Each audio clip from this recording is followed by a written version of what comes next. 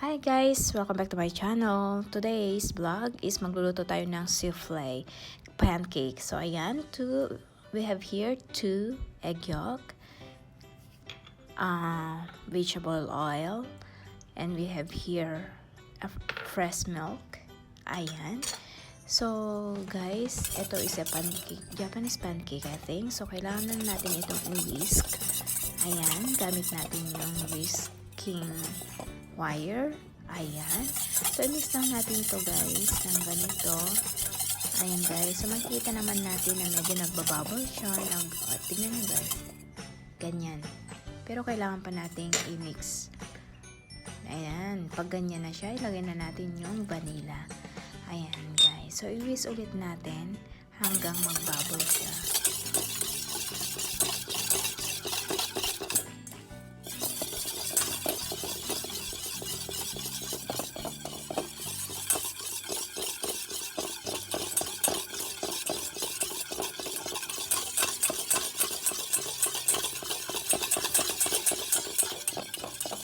Okay, so next natin dito is yung flour natin. Pero kailangan natin sifted yung flour. Ayan. So, isift lang natin siya. Then, i-mix natin. At tingnan ninyo what's for the consistency of our butter. Ayan, guys. So, ganito yung consistency ng butter natin. See? Yan. Ganyan. Ganito, guys. Makikita nyo naman, ganyan siya. Ganyan ang consistency ng ating butter. Ayan. So, i-mix lang natin ulit for another 1 minute bago natin gawin yung meringue natin. Okay, here's the ball. So, ilagay na natin yung 3 egg whites natin. Ayan.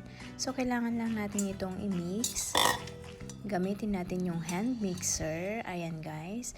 Hanggang ito ay maging meringue. Ayan. So, binit ko lang siya maybe about 5 minutes para makuha ko yung consistency na gusto ko o yung talagang para sa pancake natin. So, ayan guys, kailangan tsaga lang, i-mix lang natin to hanggang magiging meringue siya. Ayan guys.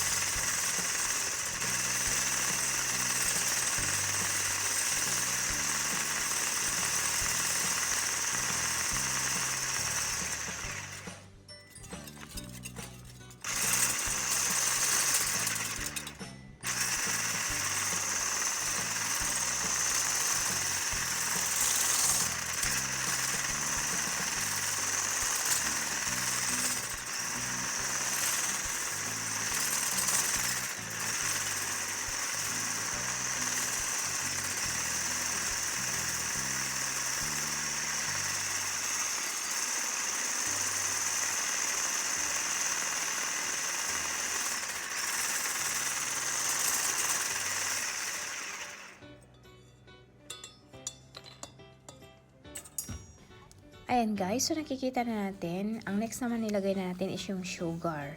So guys, ito na yung finale ng ating meringue. So kailangan natin ilagay na yung vinegar. I mean finale means that kailangan na natin i-beat ito hanggang sa makuha natin ang exact consistency ng meringue na gusto natin. Ayan guys, so it's a power force na kailangan na natin i-beat ito ng I'm using now a high, what do you call that? Hand mixer. Nasa high beat na siya. Anong tawag doon? Basta yun na yan. Basta yun na yan. Bahala na kayo. Anyway, kailangan lang i-beat natin to. Ayan guys, so makikita natin na nag-change na siya. Nag-feel na at magiging white. Parang snow white. Parang niya. At magiging meringue. Ayan guys, so i-beat lang natin maybe 3 to 5 minutes actually para makukuha natin yung gusto natin consistency ng ating meringue. Ayan. As you can see guys, lumalapot na siya.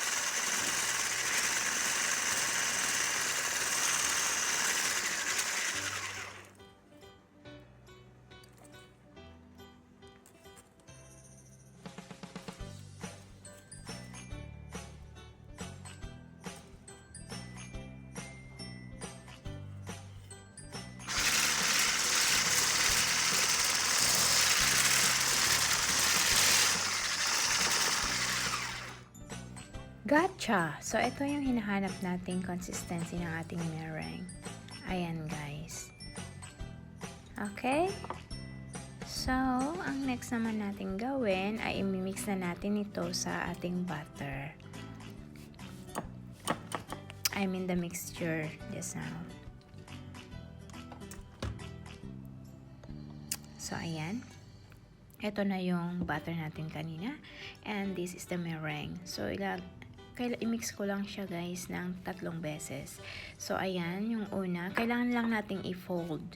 I-fold yung pag-mix. Huwag ninyong masyadong over-mix. Ayan, i-fold lang siya. Bali, fold lang. Ganito. Ang pag-fold ng meringue at saka yung butter natin. Para hindi magiging sobrang liquid siya. Kasi pag ma-overmix siya is magiging watery siya. I mean, is super liquidy na siya. So, ganyan lang guys. Ganito lang. Then, i-next natin yung next one. Kalahati muli. Maybe half cup ulit. Kalahati muli daw. Hahaha. Ayan. So, alam ko na intindihan ninyo yung pinagsasabi ko dito. You just follow the instruction for sure that you can make it better than me. Ayan. For sure guys, you try this at home. Kasi napakasimple lang yung mga ingredients niya. At saka, available to sa atin, sa ating mga kusina. And for sure guys that you can do better than me. So this is my first time to make this. Ewan ko kung magiging success. So tignan natin at the end of this video. Stay tuned.